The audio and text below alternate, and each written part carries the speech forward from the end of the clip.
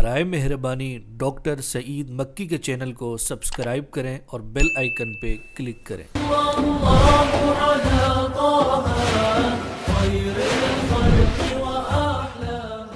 الحمد للہ رب العالمین والصلاة والسلام على اشرف المرسلین وعلى آلہ وصحبہ اجمعین وبعد۔ سامعین و ناظرین، ہم جس حرمت والے مہینے میں ہیں وہ قمری کیلنڈر کا سب سے پہلا مہینہ ہے، جسے محرم الحرام کہا جاتا ہے، اس لیے کہ اس مہینے کو اللہ نے کب حرمت دی؟ یوم خلق السماوات والارض منہا اربعۃ حرم، آسمان و زمین کی خلقت کے ساتھ ہی محرم کو اللہ تعالیٰ نے حرمت والا مہینہ بنا دیا۔ تو ان 4 مہینوں میں جنہیں اس وقت سے حرمت حاصل تھی، یہ مہینہ ہے۔ پھر جب حضرت عمر کا دور خلافت آیا، فتوحات ہوئیں، واقعات پیش آنے لگے، اور حکومتی امور میں تاریخ وار احکام اور حوادث کو لکھنا پڑا، تو مشورہ صحابہ کرام سے ہوا کہ جنتری مرتب کی جائے۔ تو پھر ہجرت سے آغاز کے لیے جنتری مقرر ہوئی، تو اس جنتری میں بھی پہلا مہینہ محرم ہی ہے۔ اسی ماہ محرم کے عاشوراء یعنی 10ویں تاریخ کو انسانی تاریخ میں بہت سے واقعات پیش آئے، جن کا تعلق حضرت آدم سے، حضرت نوح سے، حضرت موسیٰ سے، گزشتہ انبیاء اور امتوں سے۔ پھر نبی کریم صلی اللہ علیہ وسلم عاشوراء 10ویں کے روزے کے بارے میں بھی التزام فرماتے تھے۔ کب؟ جب مدینہ منورہ پہنچے تو یہود 10 تاریخ کا روزہ رکھتے تھے اور یہ کہتے کہ موسیٰ علیہ السلام کو اللہ نے اس دن نجات دی، تو آپ نے فرمایا نحن اولا بموسیٰ منہم، کہ ہم موسیٰ علیہ السلام سے تعلق اور رشتے میں ان یہود سے زیادہ ہیں، تو ہم بھی اس کا روزہ رکھیں۔ پھر آگے نبی پاک صلی اللہ علیہ وسلم نے ارشاد فرمایا، کیونکہ آپ کی عادت مبارکہ ہمیشہ یہ رہی کہ خالف الیہود والنصارى، کہ ان کی مخالفت پہ آپ نے ترغیب دی اور ان کے ساتھ مشابہت سے خصوصی طور پہ منع فرمایا۔ تو یہ وہ امور ہیں جنہیں ہر مسلمان کو علم ہونا چاہیے۔ پھر جب خلفائے راشدین کا دور شروع ہوا تو اس میں شک نہیں کہ فتنے اس امت کا روز اول سے نصیب رہا، اور فتنوں میں امت کے لیے رفع درجات بھی ہوتے ہیں، اور اہل فتنہ کے لیے اللہ کی طرف سے عقاب اور ان کی پکڑ کے سامان بھی ہوتے ہیں۔ حضرت عمر کی شہادت، حضرت عثمان کی مظلومانہ شہادت، تو یہ وہ امور ہیں جو ہماری تاریخ کا حصہ ہیں، اور ہمیں ہر تاریخی حادثے اور واقعے سے عبرت لینی چاہیے اپنی زندگی میں اصلاح کے لیے۔ جب حضرت عثمان کے بعد بلوائیوں کی وجہ سے ایک فساد ہو گیا اور ان بلوائیوں نے اپنی نجات اس میں سمجھی کہ وہ حضرت علی کی فوری بیعت کریں، تو روایات میں ہے کہ وہ حضرت علی کے پاس گئے اور انہیں کہا کہ ہماری بیعت لو ورنہ ہم بھی وہی تمہارا حشر کریں گے جو ہم نے ابن عفان کا کیا ہے۔ دیکھو اس قدر یہ اہل شر کا دور تھا۔ پر حضرت علی رضی اللہ عنہ کی خلافت کے لیے بیعت ہوئی تو اس وقت سے وہ لوگ جو قاتلین عثمان سے بدلہ لینا چاہتے تھے ان کی قیادت امیر معاویہ نے کی۔ پھر حضرت علی اور حضرت امیر معاویہ، شیعان علی اور شیعان معاویہ، یعنی شیعان یا شیعہ کا معنی گروپ ہوتا ہے، گروہ ہوتا ہے، تو دونوں میں بڑی بڑی عظیم جنگیں بھی ہوئیں، ہزاروں صحابہ شہید بھی ہوئے۔ تو یہ امت کے واقعات ہیں، حقائق ہیں، جن میں ہم اہل سنت والجماعت کا موقف یہ ہے کہ یہ ایک فریق یعنی حضرت علی وہ خلیفہ حق تھے اور دوسرا فریق وہ اجتہادی غلطی پہ تھے۔ یہ امت کا متفقہ بالاجماع فیصلہ ہے اہل سنت والجماعت کا، اور عقائد کی کتابوں میں لکھا ہوا ہے۔ اس لیے ہم نکف عن ذکرہم الا بخیر، ہم ان کا ذکر خیر ہی کرتے ہیں، شر نہیں۔ اور جو ان کے درمیان اختلافات ہوئے ہم اپنی زبان کو حرکت نہیں دیتے۔ یہ دیکھو کس قدر ایک حسن عقیدگی کی بات ہے کہ ان حضرات کے بارے میں اچھا عقیدہ بھی رکھیں اور عقیدت بھی رکھیں۔ یہ عقیدت ہے کہ مجتہد اگر صحیح ہوگا تو 2 اجر، اور اگر غلط ہوگا، خطا پہ ہوگا تو 1 اجر کا پھر بھی مستحق ہے، مگر ہماری تنقید ہر حالت میں ہمارے لیے نقصان دہ ہے۔ امیر معاویہ نے جب امت کے یہ حالات دیکھے تھے، وہ ان سے خود گزرے تھے، تو ایک گروہ خوارج کا جنہوں نے ان دونوں حضرات کی تکفیر کی، اہل غلو، اہل شدت، اہل تکفیر، آج بھی دنیا میں ہیں، چھوٹی چھوٹی باتوں پہ مسلمانوں کی تکفیر کرتے ہیں، تو یہ خوارج کا دراصل پیشہ رہا ہے، ہر دور کے خوارج کا۔ تو انہوں نے دونوں حضرات کی تکفیر کی اور ایک کلمہ حق سے اپنے باطل پہ، باطل نظریے پہ وہ لوگ تعویل کرتے رہے۔ ان الحکم الا اللہ، حکم اللہ کا۔ کیوں امیر معاویہ اور علی نے اپنے ساتھیوں کو حکم بنا کے جنگ کو روکا ہے؟ المہم تو یہ سارے حالات دیکھ چکے تھے حضرت امیر معاویہ۔ پھر انہوں نے فیصلہ کیا کہ ان دونوں کو خاتمہ کیا جائے، خوارج نے۔ تو جو شخص حضرت علی کے قتل کے لیے بھیجا گیا وہ ان کی شہید کرنے میں کامیاب ہو گیا اور امیر معاویہ والا نہیں ہوا۔ اب ان حالات کے پیش نظر ہم یہ سمجھتے ہیں کہ حضرت امیر معاویہ صحابی رسول ہیں، کاتب وحی ہیں، ان کے لیے حضور اکرم صلی اللہ علیہ وسلم کے واضح ارشادات حدیث میں موجود ہیں اور بشارات بھی موجود ہیں۔ تو صحابہ کرام ستارے ہیں سب کے سب آسمانی ہدایت کے۔ ہمیں اپنے ایمان کو بچانا چاہیے، کس طرح کہ ان سے ان کے بارے عقیدہ بھی درست رکھیں اور عقیدت بھی ان سے رکھیں۔ درست عقیدہ یہ ہے کہ ان کے مابین جو اختلافات تھے وہ ان کی بدنیتی سے نہیں بلکہ نیک نیتی سے تھے۔ ان میں سے جو حق پر تھے وہ 2 اجر کے مستحق ہیں اور جو خطا پر تھے وہ 1۔ تو جب یزید کو امیر معاویہ نے ان حالات کے پیش نظر اپنا ولی عہد بنا دیا تو یزید کی سیرت ایسی تھی کہ بہت سے صحابہ کرام نے اس کی بیعت نہیں کی، جن میں حضرت حسین رضی اللہ تعالیٰ عنہ۔ اب دیکھیں، سب سے پہلے آپ سمجھیں کہ حسین کون ہے۔ حسین کون ہے یہ ہستی، اس کی عظمت کو جانیں، ان کی سیرت طیبہ کو سمجھیں۔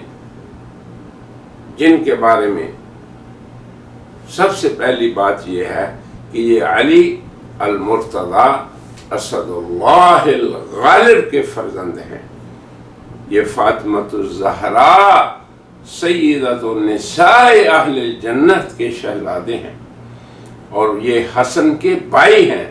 حسنین کریمین کے بارے میں جناب رسول اللہ صلی اللہ علیہ وسلم کے کئی ارشادات موجود ہیں، جن میں سے چند ایک یہ ہیں کہ اللہ انی احب، میں حسن اور حسین سے محبت کرتا ہوں، تو بھی ان سے محبت کر جو ان سے محبت کرتے ہیں۔ اس لیے اہل سنت والجماعت پورے کے پوری دنیا میں یہ ان کے ایمان کا مسئلہ ہے کہ جب رسول اللہ کی محبت ایمان کے لیے بنیادی شرط ہے، تو جس سے رسول اللہ صلی اللہ علیہ وسلم محبت کریں، ان سے محبت بھی ہمارے ایمان کا حصہ ہے۔ اصحاب رسول ہوں یا آل رسول، تو ان کی محبت ہمارے ایمان کا حصہ ہے۔ پھر نبی پاک صلی اللہ علیہ وسلم نے ان دونوں حسنین کریمین کے بارے میں فرمایا سیدہ شباب اہل الجنہ۔ کون ہے یہ اہل جنت کے شباب کے سردار ہیں، یہ ان کے لیے بشارت۔ پھر اللہ کی شان دیکھیں کہ ظاہری خلقت اور خلق، خلقت کا معنی ظاہری جسم کی بناوٹ، اور خلق کا معنی اندرونی صفات فاضلہ، شجاعت، عدالت، سخاوت، یہ اخلاق ہے، اور جسم کی بناوٹ اسے خلق کہتے ہیں۔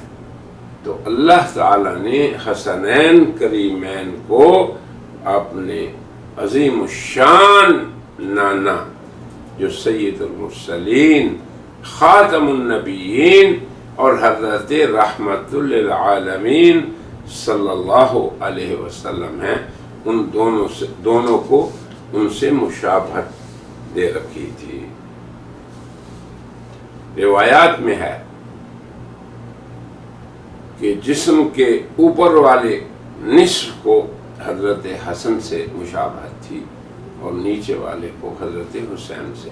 تو اب ظاہری مشابہت، خلقت میں مشابہت کے ساتھ ساتھ خلق میں بھی مشابہت تھی۔ اب آپ دیکھیں، ایک حدیث میں ہے کہ نبی کریم صلی اللہ علیہ وسلم دونوں بھائیوں کو، حسنین کریمین کو سونگھتے، چومتے، ان کو اپنے کندھوں پہ سوار کر لیتے اور ان کو بحالت سجود وہ آپ پہ سوار ہو جاتے۔ یہ مقام تھا، میں کیا بیان کروں ان کا مقام حضور کے صلی اللہ علیہ وسلم کی نظروں میں کتنا تھا۔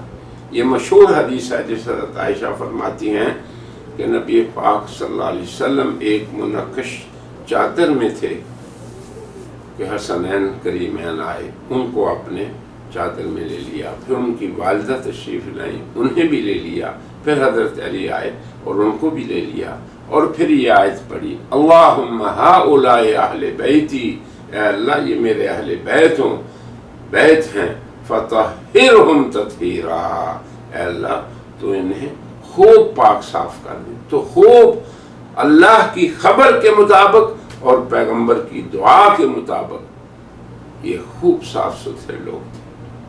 حضرت حسین کی جب پیدائش ہوئی اور وہ ہجرت کے تقریباً 4 سال، تو حضور اکرم صلی اللہ علیہ وسلم کو خبر دی گئی، تو آپ نے خود ان کی تحنیک فرمائی، زبان مبارک سے لعاب دہن کو ان کے منہ میں ڈالا۔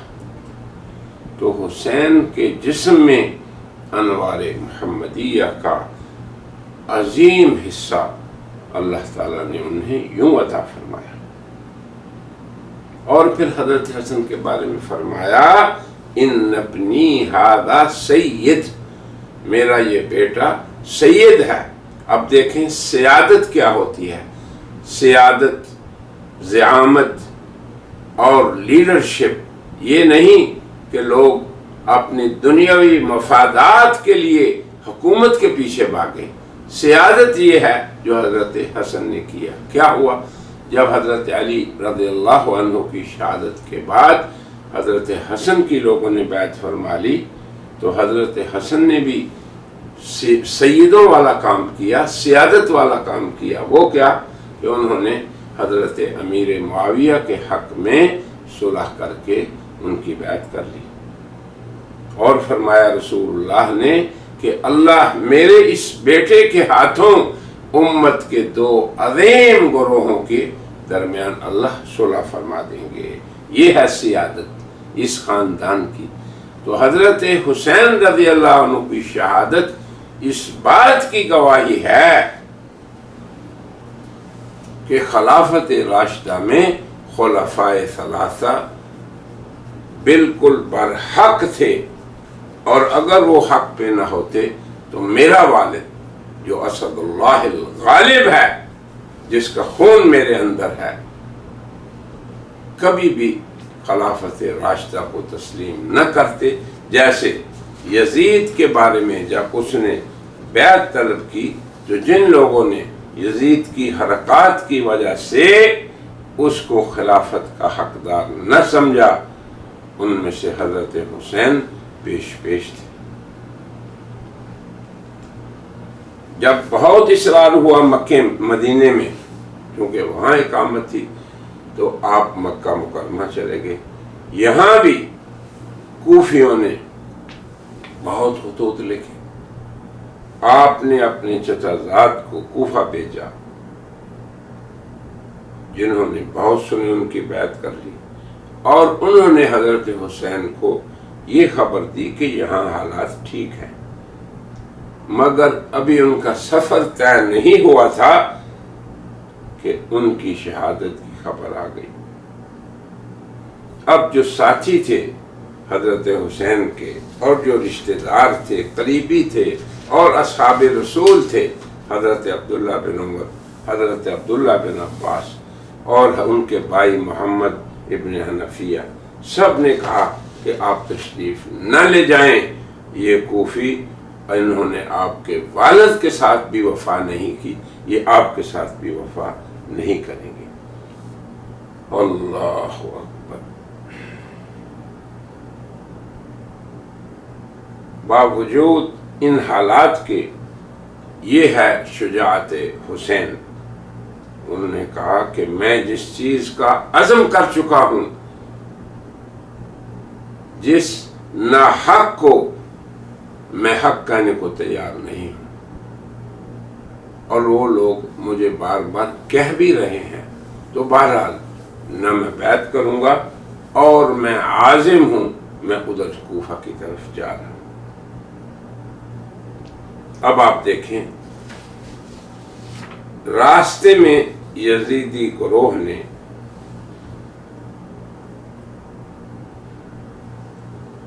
اور اس کے فوجی تھے، خصوصاً ابن زیاد، اس نے عمر بن سعد کو بھیجا. کیا؟ کس لیے؟ کہ بیعت کرو. اب ان کا ایک ہی مطالبہ تھا. تو جب آپ نے یزیدی فوجوں کو دیکھا تو فرمایا کہ دیکھو، تم لوگوں نے ہی مجھے دعوت دی، اب میری بات سنو. 3 چیزیں میں آپ کو پیش کرتا ہوں. ایک یہ کہ مجھے اسلامی سرحدوں میں سے کسی سرحد کی طرف جانے دو، یا یہ کہ میں مدینہ منورہ اپنے شہر میں واپس چلا جاتا ہوں، یا مجھے تیسری بات موقع دیں کہ میں یزید سے خود بالمشافہ معاملات کو طے کروں. جب عمر بن سعد نے ابن زیاد کو یہ خبر دی تو اس نے کہا نہیں، ان میں سے کوئی بھی بات قبول نہیں، صرف بیعت یا جنگ. تو حضرت حسین رضی اللہ تعالیٰ عنہ کو یہ بات منظور نہیں تھی کہ وہ بیعت کریں. تو کس چیز کو اختیار کیا؟ شجاعت کو اختیار کیا، قربانی کو اختیار کیا. اور حضرت حسین نے قیامت تک کی مسلم امت کو بتا دیا کہ ہم خلافت کے دنیا کے سیاست و زعامت کے اور اس دنیاوی اقتدار کے بھوکے نہیں، ورنہ اگر وہ مان لیتے تو یقیناً حسین وہی ہیں جو ابن و بنت رسول اللہ ہیں، حسین وہی ہیں جن کے بارے میں جناب رسول اللہ صلی اللہ علیہ وسلم امت کو بتا چکے ہیں کہ وہ شباب و اہل جنہ، اہل جنت کے سردار ہیں، مگر انہوں نے بیعت سے صاف انکار کر دیا۔ ان امور کو ضرور پیش کیا۔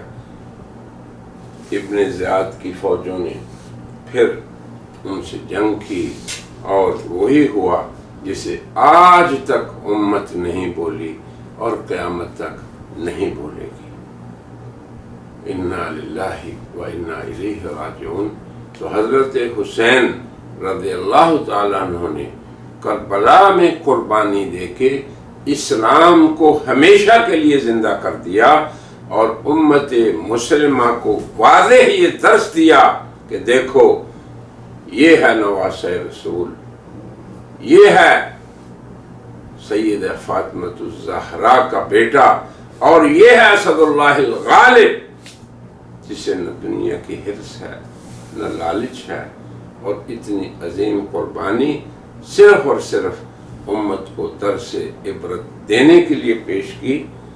اللہ تبارک و تعالی ہم سبھی کو حضرت حسین کے نقش قدم پر چلنے کی توفیق عطا فرمائے۔